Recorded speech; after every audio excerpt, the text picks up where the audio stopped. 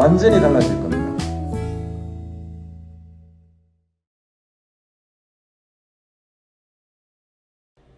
이부는 올드스터디의 윈터스쿨에 관해서 말씀드리도록 하겠습니다.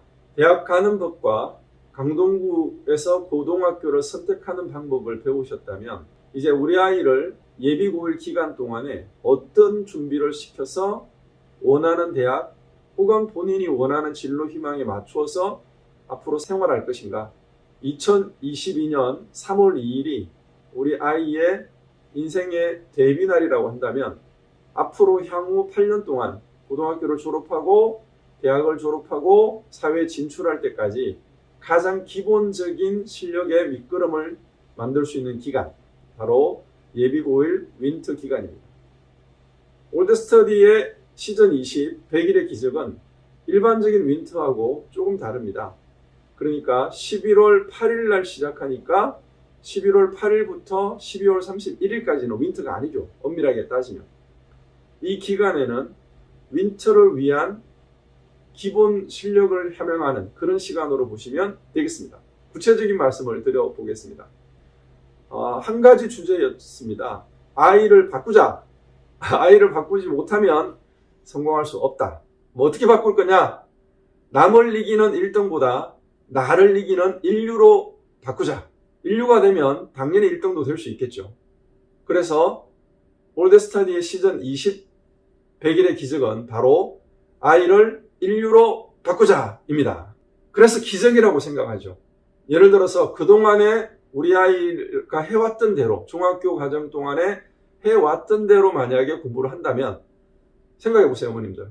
어떤 발전이 있을까요?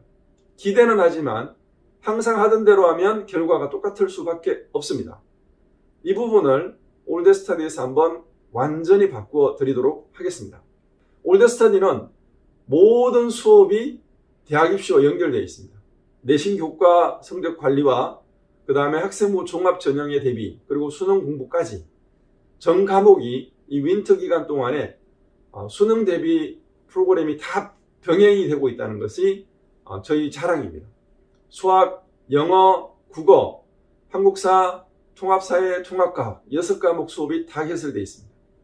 동시에 아이들에게 대학 입시가 어떤 건지에 대한 수업도 같이 병행을 하고 있고 본인의 진로 희망에 맞는 독서까지 같이 지도를 하고 있습니다. 그리고 아이들은, 특히 남자아이들은 시간 관리가 굉장히 어렵죠. 그래서 그 시간 관리까지 저희가 진행할 수 있게끔 플래너 작업을 병행하고 있습니다. 자, 주요 과목의 수업 계획들 나눠드린 자료에 다 있습니다. 그래서 영어 수학 위주, 그리고 제가 제일 강조하고 있는 국어 과목까지 한번 말씀을 드리도록 하겠습니다. 일단은 한번 이 페이지가 굉장히 중요한데요. 앞서서도 한번 1부에서도 제가 말씀을 드렸었죠. 단위수라고 하는 개념이 중요합니다. 단위수가 왜 중요하냐면 보통 일반적인 생각으로 보면 수학, 영어가 짱이죠. 그런데 실제로 대학 입시에서는 수학, 영어와 거의 동급으로 사회과학 비중이 늘어나고 있다는 겁니다. 그래서 단위수 계산을 잠깐 해보겠습니다. 자, 두 학생의 성적 비교를 해볼 텐데요. 그냥 1학년 성적만 가지고 한번 따져보겠습니다. 자, 수학, 영어 위주로 이 윈터 기간을 보냈다. 그러면 이 아이가 일반고를 갔을 때 물론 뭐 잘하는 최상위권 학생들은 어딜 가나 올 1등급을 받을 수 있겠죠. 하지만 그런 학생들은 드물다. 그러니까 그냥 우리가 보통 평범하게 만날 수 있는 학생의 성적표라고 보시면 되겠네요.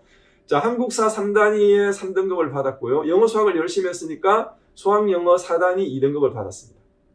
그런데 통합사회, 통합과학은 언제 공부하냐면 상당수의 학생들이 4월 말 중간고사 일정이 나오고 나면 3월 달부터 준비할 것 같지만 실제로는 그렇지가 못합니다. 바로 3월 달에도 영어 수학 학원에서 계속 단과 학원에서 그 다음 진도나 또 심화 공부를 하고 내신 대비를 하겠죠. 그럼 또 시간이 안 나요. 그래서 미루다 4월 달 한 달 정도 통합사회, 통합과학, 한국사 또 국어학원을 안 다니는 친구들은 그때부터 국어 공부를 시작하는데 이게 중학교 공부와는 다르다는 거죠. 결국은 좋은 성적 받기가 어렵습니다. 모두가 그렇다는 건 아닙니다. 잘하는 아이들은 또 있겠죠. 하지만 대부분의 학생이 그렇다는 것을 말씀을 드리는 거고요. 그래서 이 친구가 통합사회는 3등급, 통합과학은 4등급을 받았습니다. 자, 평균 등급, 즉 대학에서 그 학생의 등급을 가지고 학생부 교과 또 학생부 종합에는 그냥 정성적인 평가를 한다 그랬잖아요. 그러면 평균 등급을 어떻게 내느냐? 여기 보면 한국사 3단위의 등급이 3등급이면 곱해서 9가 됩니다. 그래 이게 한국사의 등급에 합이 되는 거죠. 그 다음에 국어 4이 8, 그 다음에 수학, 영어 다 8이 됐고요. 이 소개를 다 더하면 총 54가 됩니다. 54를 단위수의 총합인 21로 나누면 2.57 등급이 됩니다. 이것이 평균 등급이 됩니다. 자, 지금부터 시작해서 영어 수학도 열심히 하고 그리고 전 과목을 골고루 공부한, 즉 올드스타디의 101반 학생들의 성적표는 이렇게 나오겠죠.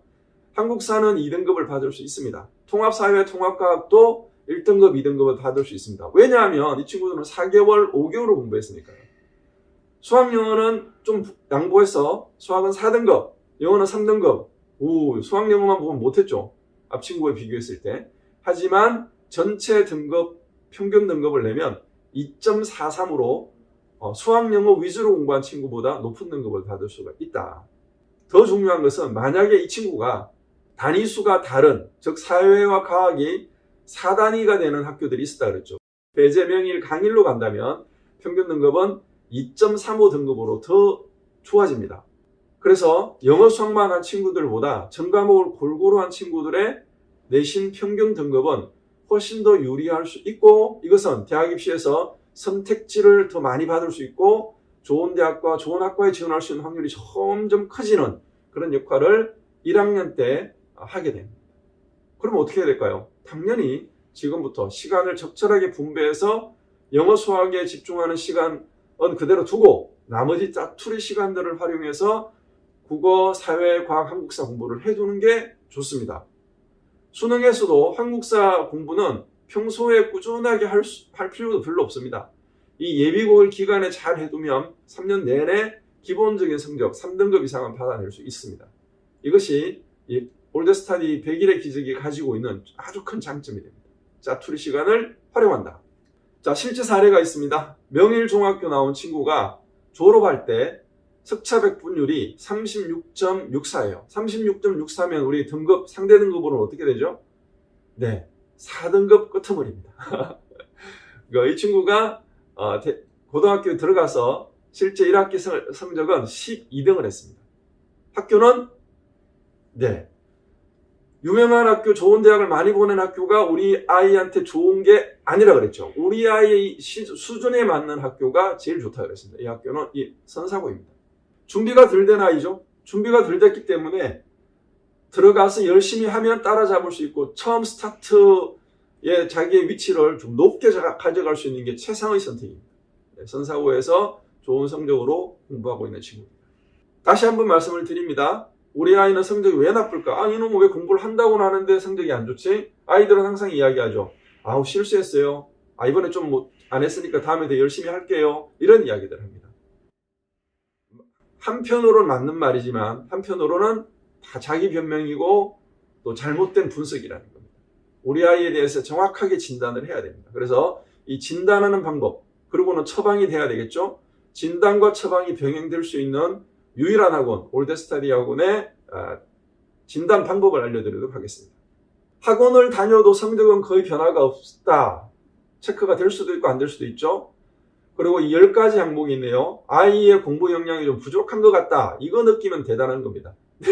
그럼 이제 진단이 되는 거잖아요. 어쨌든 10가지 항목 중에 한번 체크를 해보십시오. 이 중에서 2-3개 정도면 미친 듯이 공부하는, 열심히 공부하는 상위권 학생입니다. 물론 하나도 없으면 극상이죠. 학원 다닐 필요 없습니다. 5개 정도 나왔다. 그러면 공부할 준비가 부족한 중위권 학생입니다. 공부는 열심히 하지만 성적이 안 나오는 거죠. 5개 이상이다. 그럼 사실은 학원을 다니는 게 의미가 없을 수도 있습니다. 왜냐하면 결국은 만들어 가야 되는데 이 아이는 자세 자체가 안 돼 있는 거예요. 공부를 하는 모양만 있지 실제로 실력을 올라가지는 못하는 겁니다. 그래서 이런 부분에 대한 구체적인 테스트를 저희는 TQ 테스트라고 부릅니다. 문자 정보 처리 능력 테스트죠. 공부라고 하는 것은 교과서에 있는 지문과 정보를 옮겨와야 돼요. 어디로? 내 머릿속으로. 그래서 나의 두뇌로 옮겨와서 저장하고 활용해야 할 수 있어야지 공부 역량이 되는 겁니다. 그러면 문자 정보나 지식을 옮겨오는 그 역량이 뭐냐? 바로 독해력입니다. 국어가 중요하다고 강조한 이유가 바로 이것 때문입니다. 독해력이 없이는 어떤 공부도 제대로 잘할 수가 없습니다.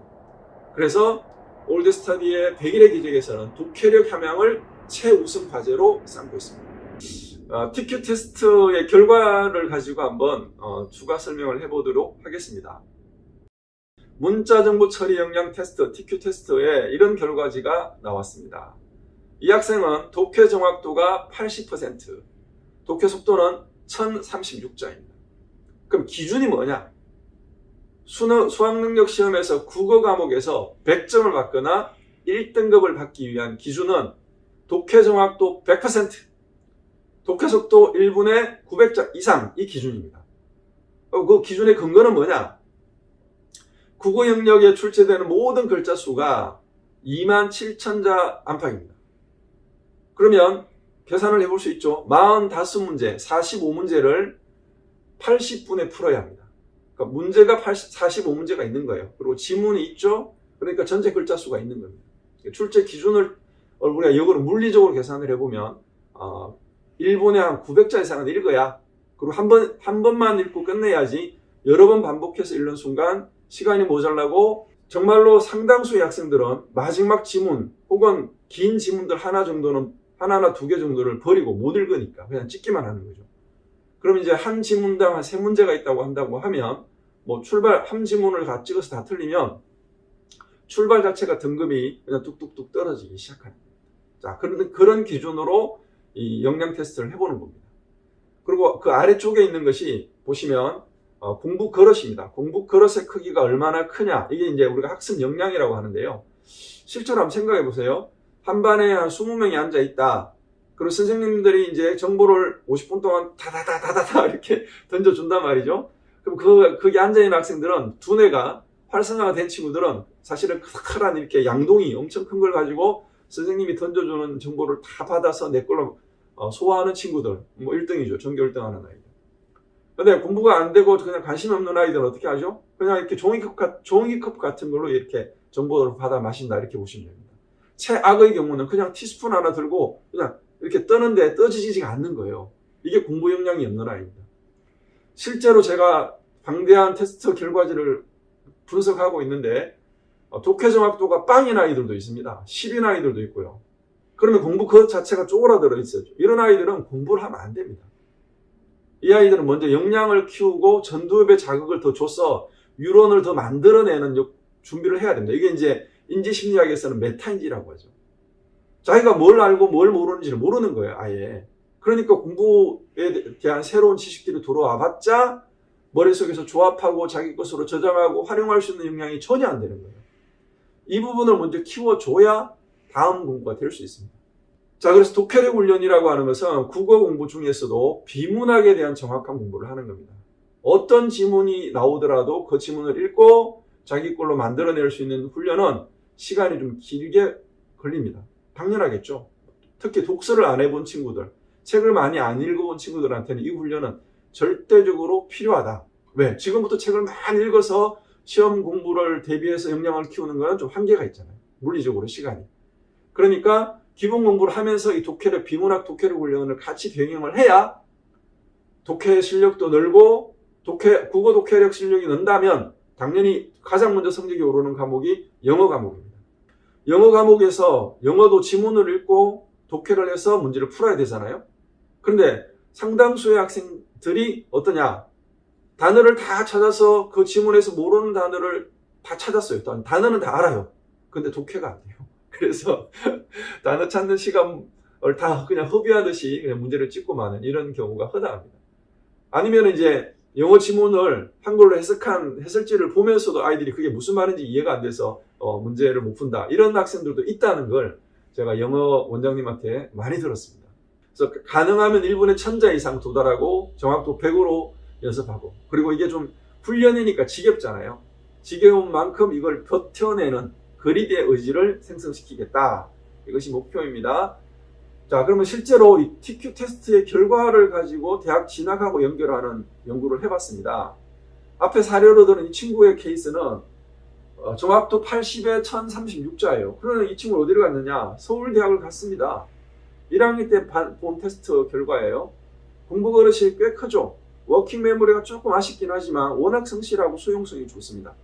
제가 예고 영상에서 말씀드렸듯이 서울대를 가고 전교 1등을 하고 공부를 왠지 잘할 것 같은 아우라를 풍기는 아이들 대부분이 수용성이 굉장히 좋습니다. 근데 공부는 잘하는 것 같은데 막 수용이 잘 안 되고 막 거부하고 자기 마음대로 하는 친구들 공부를 잘하지만 한두 과목에서 펑크가 펑펑펑 납니다. 역량의 차이가 있는 거죠. 자, 이 친구는 정확도 90에 독해 속도는 500자입니다. 정확도는 좀 더 높으나 옆에 보시면 독해 습관하고 그 다음에 효율성이 굉장히 안 좋습니다. 책도 안 읽었죠. 계속 반복해서 읽죠. 성격이 엄청 급한 거예요. 수용성이 별로 안 좋은 친구였습니다. 훈련을 한 몇 개월 했나요? 한 4개월 정도 훈련을 했습니다. 그랬더니 그릇이 좀 많이 커졌죠.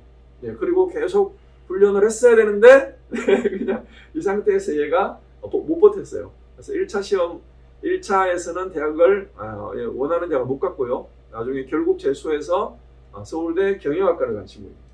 자, 이 친구는 보시면 앞에서 본 친구, 서울대 갔다는 그 친구와 비교해보면 그릇이 좀 더 탄탄해 보입니다. 그러니까 지금 서울대 간 친구랑 비교해 보십시오. 정확도와 독해 속도도 비슷한데 실제로 이 친구는 수용성이 굉장히 안 좋은 친구예요. 자기 고집이 너무 세고요. 그래서 좋은 결과를 만들지 못했습니다. 제가 책임질 수 있는 선을 벗어났던 친구였습니다. 자, 그 다음에 조금 낮은 학년 아이들 이야기를 해보겠습니다. 초등학교 6학년 때 독해 정확도 60에 독해 속도 498이 나왔고 그릇도 그냥 일반적인 아이들이 가지는 그릇 정도입니다. 그러니까 항상 공부 자체에 대한 자신감은 없어요. 하지만 이 친구의 장점은 시키는 대로 하는 거예요. 투덜투덜 하면서도 그냥 시키는 대로 합니다. 아주 차분차분하게 1년 반을 훈련을 했습니다. 정확도도 높아지고 속도도 빨라졌고 아주 빨라지진 않았지만 지금 중학교 2학년이니까 앞으로 가능성이 훨씬 더 크겠죠? 그릇이 상당히 탄탄해지고 좋아졌습니다. 그래서 이제 중학교 2학년이 됐으니까 뭐예요? 학교에서 시험을 보기 시작했죠. 점수를 받아보기 시작했습니다. 시험을 잘 보고 있습니다. 본인은 여전히 자신 없어 했지만 실제 결과를 통해서 보니까 전 과목에 한두 개 틀리니까 얼마나 본인 스스로도 놀라는 거예요. 자기가 이렇게 잘 볼 줄 몰랐다. 자, 비슷한 친구입니다. 50과 391. 이사를 온 친구인데 굉장히 어려워했습니다. 공부하는 것에 대해서 처음에는. 하지만 역시 수용성이 좋은 아이였고 잘 버틴 결과 아주 만족스럽지는 않지만 나름 정확도와 속도도 또 전체적인 역량 그릇도 커졌습니다. 그리고 나쁜 습관들이 지금 많이 해소되고 있죠. 네, 이 친구도 시험 보면 두세 개, 좀 많이 틀리면 4개 정도 이렇게 틀리는 전 과목이 있어요. 그런 수준으로 성장을 했습니다. 올해 고3 아이들이 공부하고 있고 수능 대비를 하는데 연계 교재, 뭐 간접 연계라고 하긴 하지만 어쨌든 연계되고 있는 교재, 비문학 책입니다. 독서. 이것을 우리 선생님이, 비문학 선생님이 아이를 지도하기 위해서 내용을 읽어보고 있는데요. 과학기술 지문이 있었습니다. 그날 읽어보던 지문이었습니다. 근데 한 학생이 수업이 끝나고 나오면서 다른 친구를 기다리고 있었어요.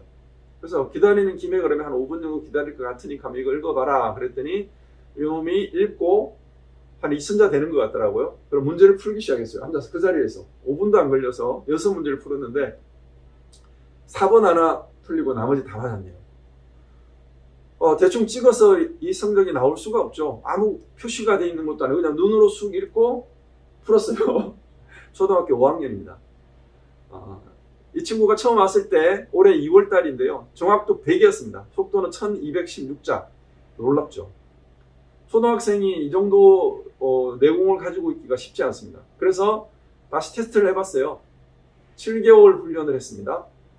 여전히 정확도 100이고 속도는 좀 떨어졌죠.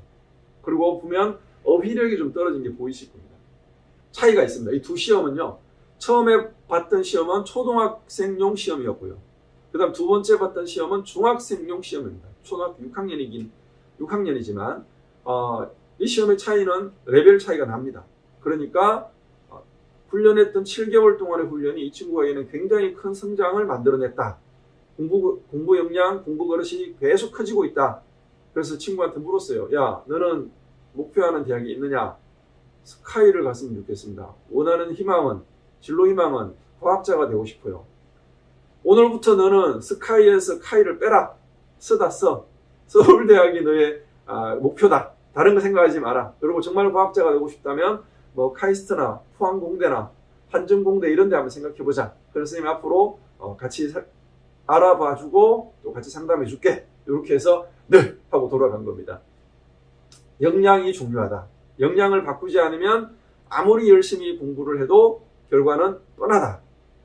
자, 100일 후에 두고 봅시다. 올드스타디의 100일의 기적, 윈터스쿨을 보낸 친구들과 그렇지 않은 친구들의 차이는 확연하게 드러날 것입니다. 이 결과에 대해서 다시 한번 말씀을 드리고요. 수학 과목은 그럼 어떻게 진행이 될까요? 총 7반으로 구성이 됩니다. 제일 성적이 낮은 친구들, 아직 준비가 덜 된 친구들은 당연히 고등학교 선행을 해나가야 되겠죠. 하지만 고등학교 선행에 대한 비중보다는 중학교 수학을 다지는 시간이 좀 더 필요합니다. 그래서 11월, 12월 동안에는 선행을 나가는 비중을 한 30%, 그 다음에 중학교 수학 전체를 되돌아보는 시간을 한 70%로 투자를 할 생각이고요. 점점점 이제 레벨이 올라갈수록 미적분은 반 같은 경우는 문이과를 고민을 할 수도 있죠. 예를 들어서 미적분은 문과학생이 선택하기에는 조금 부담스러울 수 있습니다. 하지만 아이들은 나중에 어떻게 바뀔지 모르니까 수2까지 수학2까지 선행이 끝난 친구들은 당연히 처음부터 미적분반으로 편성을 해서 미적분은 중간쯤 수업하는 친구들이 있고요. 끝낸 친구들도 있습니다. 하지만 저희 학원에서는 그냥 미적분반은 처음부터 개념 정리를 다시 해나가고 미적분 전체의 진도를 한번 끝내고 동시에 미적분이 끝나면 뭐 수학1, 수학2를 복습한다. 그게 아니고요. 선행은 선행대로 나가면서 수1, 수2, 수학 상하, 고등학교 1학년 수학 다 복습을 같이 병행을 할 겁니다. 그러니까 사실은 이 미적분반 학생들은 그냥 예비 고3이라고 생각하시면 돼요. 예비 고3 아이들이 수능 공부를 하듯이 그 프로세스 그대로 따라갈 겁니다. 그리고 이제 레벨을 좀 낮추거나 또 선행 속도가 좀 더딘 친구들은 그게 맞게끔. 통상적으로 4개월이니까 한 2개 정도의 선행을 나갈 거예요. 예를 들어서 수2반이다. 그럼 수2와 미적분. 수학 1반이다. 그럼 수학 1과 수학 2. 이 정도 선행입니다. 그런데 이제 출발이 늦은 친구들이 있어요. 전교 1등을 하거나 올 A를 받는데 특히 수학 같은 경우는 거의 100점을 맞는 친구인데 중학교 수학에서 선행은 안 하고 그냥 재학기 공부만 열심히 한 친구들이 있죠. 진짜 이런 아이들이 대단할 수 있습니다. 그래서 이 친구들은 선행을 좀 빠르게 나가게 되면 속도가 다른 친구들보다 훨씬 빨라요. 예를 들어서 수학상을 한 번도 안 했다. 그런데 수학상 진도반으로 넣는 거죠. 일단 기본 실력은 되니까. 그럼 아마도 수학상 하, 수학 1, 수학 2까지는 진도를 나갈 수 있을 겁니다. 좀 더 빠른 친구들은 미적분까지도 나갈 수 있겠죠. 하지만 너무 욕심내는 것보다는 선행이 늦었으니까 수학상부터 시작해서 수학 2까지 나가는 것이 가장 좋은 방법이고 매년 그 프로그램은 있습니다. 이 다양한 프로그램 안에서 아이들이 공부를 하면서 또 하나 우리가 관심을 갖는 것은 내년 3월 첫 번째 관문이라고 그랬죠. 내년 3월에 모의고사. 이 모의고사 대비를 좀 더 철저하게 할 거고요. 수학뿐 아니라 다른 과목도 모의고사 대비를 같이 병행을 합니다. 그래서 우리 수학은 일주일에 한 번 정도는 무조건 모의고사 문제를 푸는 그런 훈련을 병행합니다. 수능 대비를 같이 하겠다는 거죠. 실제 수업 시간이 이렇게 구성됩니다. 총 270분인데 뭐 중간 거는 읽어보시면 다 아실 거고요. 여기가 문제죠. 이 빨간색 박스 안에 있는 게 수학이 아닌데? 이렇게 생각하실 겁니다. 네, 수학 아닙니다. 바로 국어입니다. 국어 중에서도 비문학 훈련을 병행을 하겠다는 거죠. 아이를 바꾸려 그러면 아이에 대한 공부 그릇 자체가 키워져야 합니다. 공부 그릇이 키워지지 않은 상태에서 아무리 많은 정보를 집어넣어도 본인 것으로 소화를 못합니다. 그래서 무조건 수학과 국어를 같이 수업을 들어야 됩니다. 수학만 듣겠다? 안 됩니다.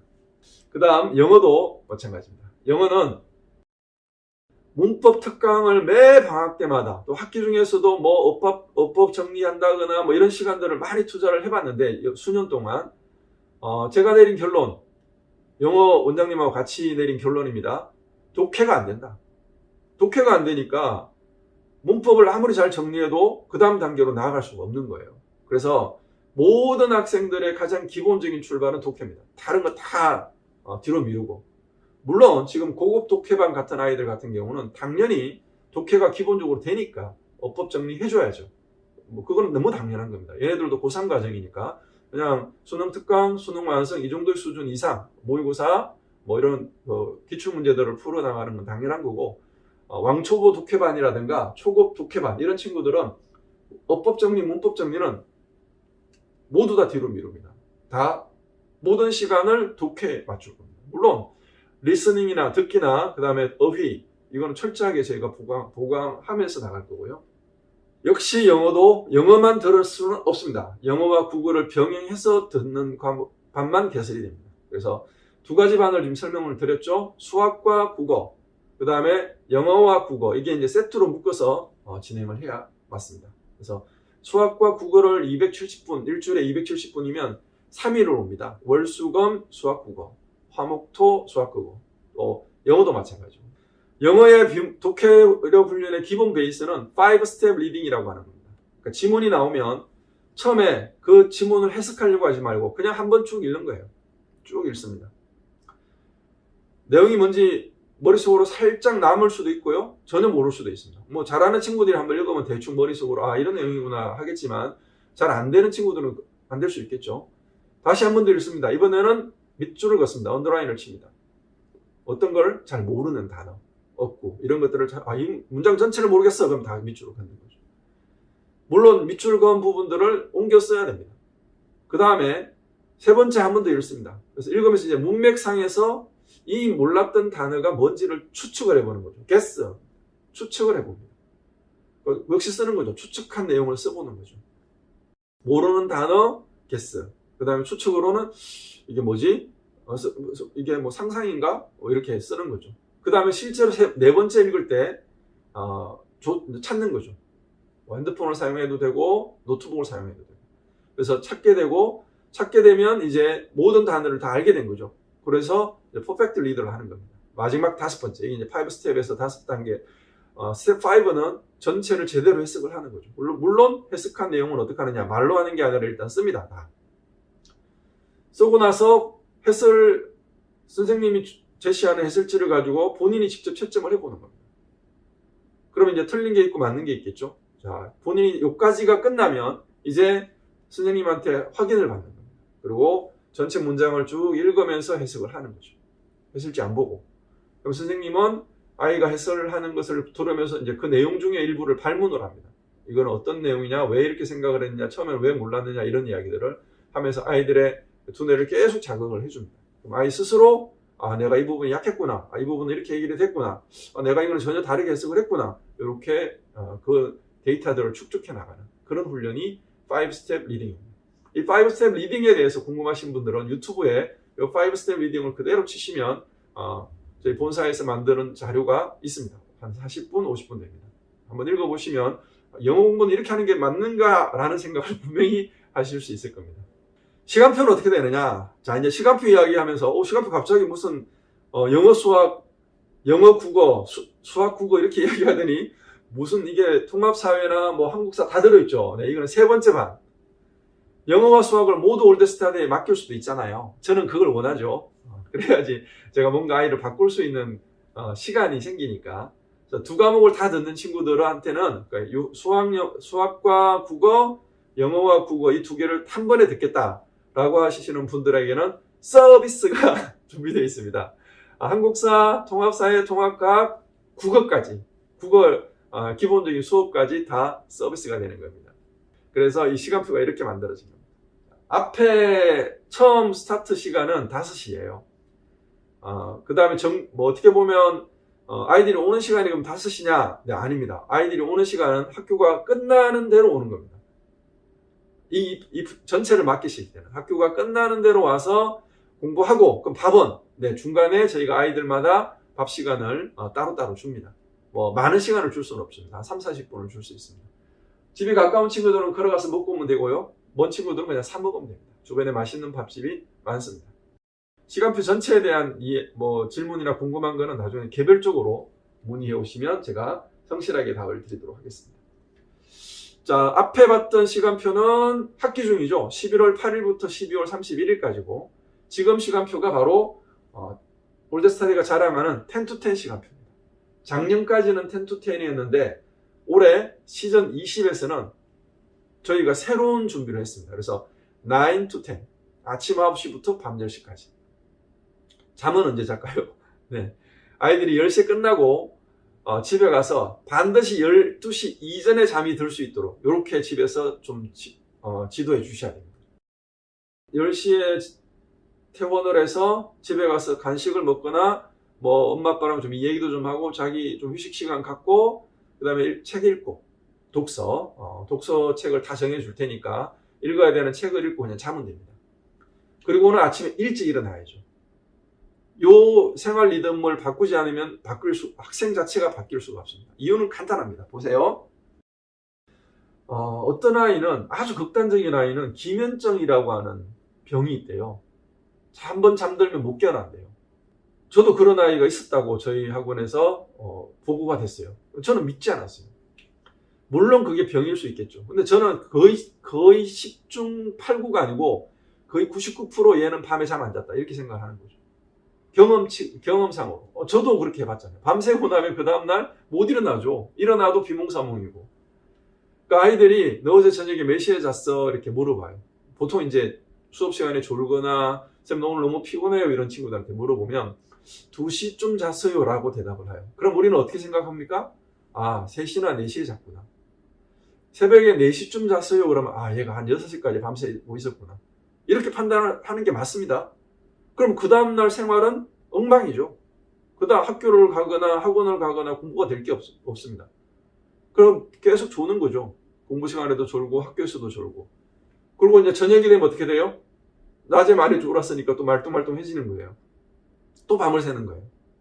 이 생활 리듬을 계속 살아가는 아이들이 무슨 발전적이고 창의적이고 또 이 전두엽이 활성화가 되겠습니까? 불가능합니다. 생활을 바꾸지 않으면 아이가 못 바뀝니다. 생활을 바꾸기 위해서는 시간을 강제해야 됩니다. 예비고일 100일의 기적은 바로 시간을 강제하는 프로그램이다. 이렇게 생각하시면 됩니다. 주변에 아주 유명한 학원들 많죠. 수학 전문학원, 영어 전문학원 보내셔도 됩니다. 하지만 올드스터디는 수학이 최고다, 영어가 최고다 이렇게 말씀 못 드리겠습니다. 하지만 뭐는 최고다? 아이를 바꾸는 데는 최고의 학원이다. 그러면 우리 아이를 바꿔주세요 하고 맡기는 거잖아요. 시간을 맡기셔야 되죠. 이건 아이들한테 제가 양보할 수 없는 시간표입니다. 이 사이에서 시간표들 사이에서는요. 선생님 지금 뭐 예를 들어서 월요일 날 영어가 저녁에 3시간인데 오늘 아이가 영어 2시간밖에 안 했다 그러던데요. 이런 질문을 하시면 안 됩니다. 그 아이가 그날 영어를 하나도 안 할 수도 있어요. 왜? 얘는 영어를 안 해도 될 정도의 실력이면 그 시간에 수학을 해야죠. 수학이 약하니까. 해마다 그런 아이들이 있습니다. 수학은 4, 5등급, 영어는 1등급 혹은 100점. 이런 아이한테 영어 시간을 줄여야 되지요. 그건 제가 해야 될 일이라고 저는 생각합니다.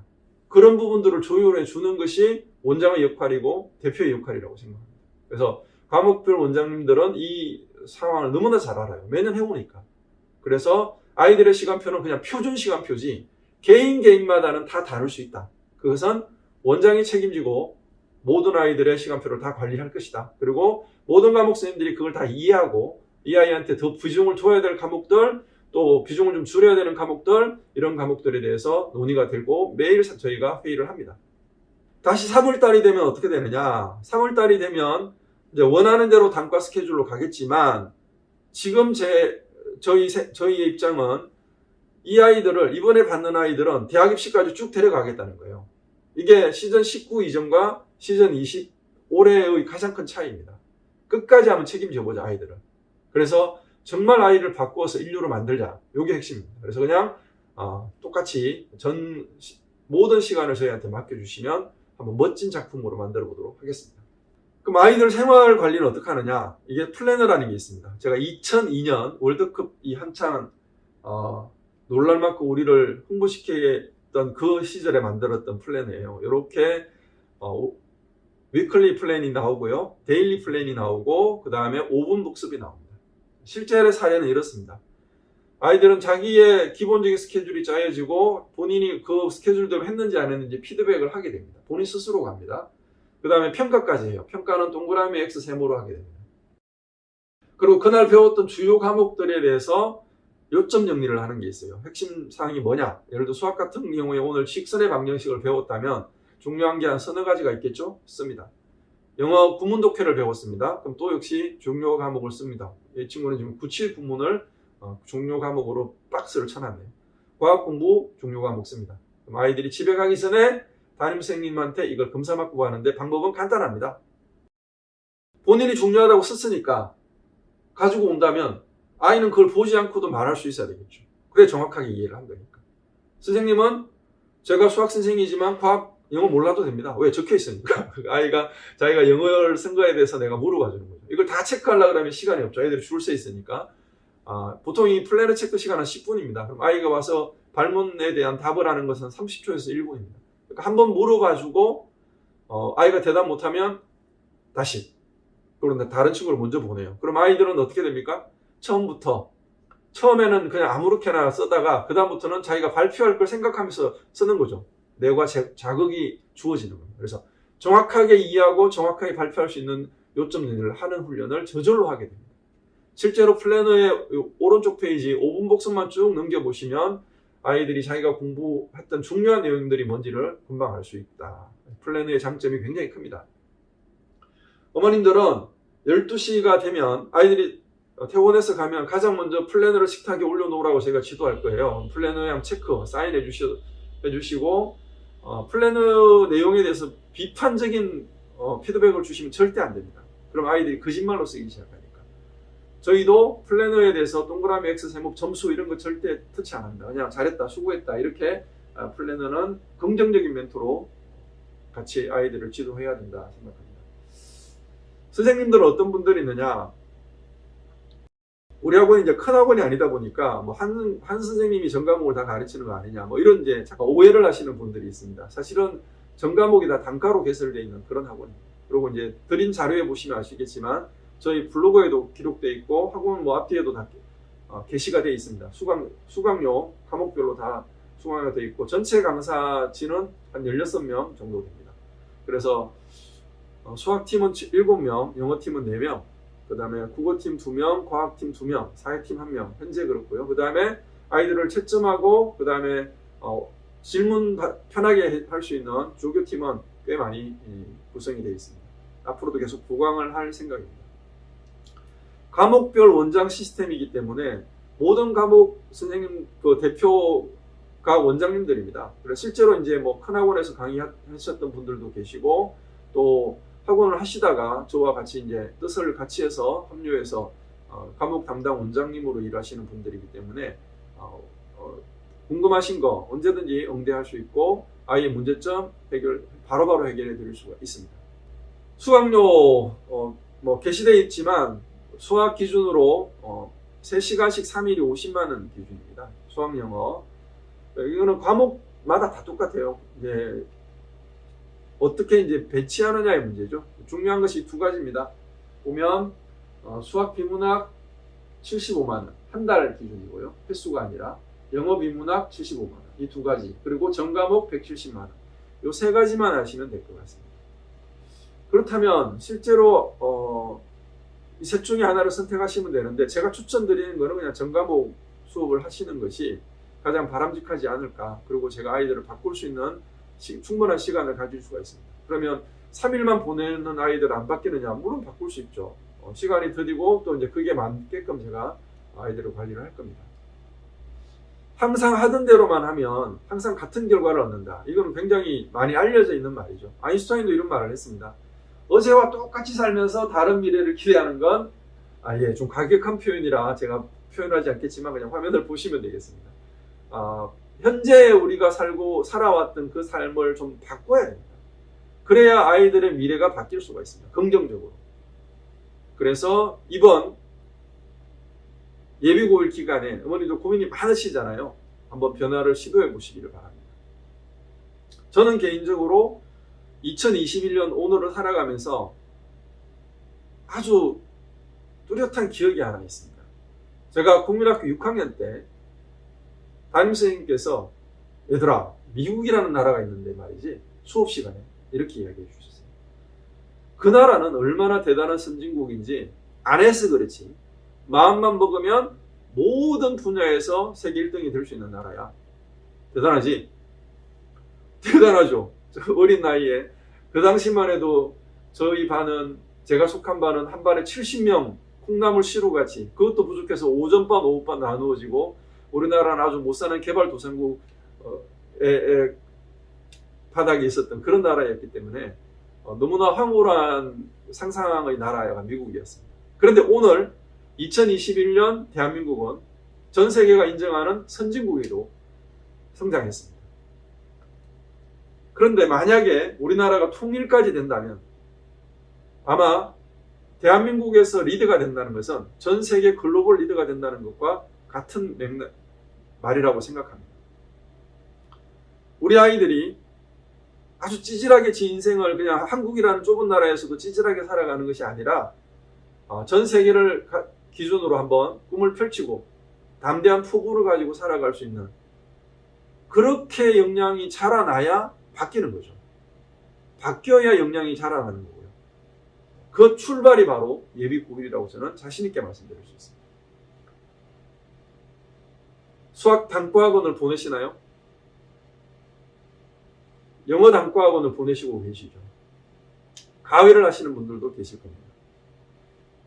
국어학원을 보내는 분도 꽤 계시더라고요. 근데 이제는 조금 더 국어학원에 대해서 많은 분들이 고민을 하시겠죠. 고등학교 과학도 상당히 어렵습니다. 과학학원도 좀 보내볼까 이제 생각을 시작하시겠죠. 사회학원, 한국사도 지금 해야 될 것 같은데 얘기를 들어보니까 근데 과연 시간이 날까요? 국어, 과학, 사회, 수학, 영어, 국어, 과학, 사회 이 모든 과목들의 시간표를 어머님이 짜실 수 있을까요? 그리고 아이들의 시간 관리를 일일이 다 챙길 수 있을까요? 저는 쉽지 않다, 불가능한 미션이다라고 생각합니다. 만약에 이 모든 단과 과목들을 한 곳에서 시간 관리까지, 생활 관리까지, 아이들의 진로 진학 입시까지 다 관리할 수 있다면 당연한 선택을 하셔야 되지 않을까요? 올드스터디에서는 이 모든 게 가능합니다. 게다가 아이들의 3년 입시 로드맵까지 짜드립니다. 중간에 문제가 작은 문제들이 생길 수 있죠. 그때그때 바로바로 수정하고 보완하고 아이들을 변화시켜 나가는 그런 일까지가 가능한 것이 올드스터디입니다. 우리는 자녀에 대해서는 한없이 사랑하고 품어주고 기대합니다. 문제는 우리 자녀들은 사춘기 시절, 이 질풍노도의 시절에 엄마 아빠의 그런 사랑과 기대와 소망들이 귀찮은 거예요. 잔소리 같고 내가 알아서 할 텐데 본인은 알아서 하는 게 하나도 없는데 어른의 입장에서 봤을 때는 다툼이 생기는 거죠. 아이가 바뀌어야 됩니다. 엄마 아빠가 바뀌는 건 불가능하다고 저는 생각합니다. 아이가 바뀌어야 됩니다. 그래야지 엄마 아빠도 이제 아이를 인정하게 되겠죠. 그래서 1등보다 더 큰 인류로 한번 바꿔보겠습니다. 저에게 필요한 것은 바로 아이들의 시간입니다. 한 과목 학원 아닙니다. 시간을 맡아서 아이 전체를 바꾸는 학원, 올드스터디 학원입니다. 올드스터디를 레버리지하는 엄마의 일상에 대해서는 아까 말씀드렸으니까 이런 평안한 일상에 대해서 한번 생각해 보십시오. 매일 아이와 다투고 아이의 거짓말, 아이의 공부 역량이 부족한 거, 또 실력이 부족한 거, 하루하루 시간이 지날수록 조급해지는 거는 아이들이 아니라 엄마들입니다. 아이들은 본인이 몰라요. 살아보지 않은 인생이니까. 그냥 지금 자기가 즐기고 싶은 걸 즐기는 거예요. 근데 부모가 혹은 어른들 옆에서 보면 저렇게 하면 나중에 결과가 뻔한데 이런 생각이 들 거죠. 그걸 어머님들이, 아버님들이 해결할 수 있느냐? 네. 해결할 수 있는 분도 몇 분 계시겠지만 대부분은 그냥 어머님과 아버님이 바뀝니다. 어떻게 바뀌느냐? 꿈을 포기하는 거죠. 스카이 했다가 그래도 뭐 인서울이라도 하다가 그냥 지방에 있는 대학을 가야 되나? 전문대라도 대학 안 가면 어때? 그냥 행복하게 살면 되지? 이렇게 바뀌는 거예요. 그게 틀렸다는 게 아니라 아쉽잖아요. 기회를 좀 더 만들 수 있고 또 아이가 좀 더 큰 꿈을 가질 수 있게 만들어주는 것이 지금 우리가 해야 될 중요한 시기적인 과제라고 생각합니다. 올드스터디를 레버리지 하십시오. 저희가 결과를 책임지겠다라고 말씀을 드릴 수는 없지만 과정에 대한 책임은 질 수 있습니다. 한번 믿고 같이 아이를 바꿔봅시다. 아이를 바꾸는 시간, 올드스터디 100일의 기적 시즌 20으로 여러분을 초대합니다. 감사합니다.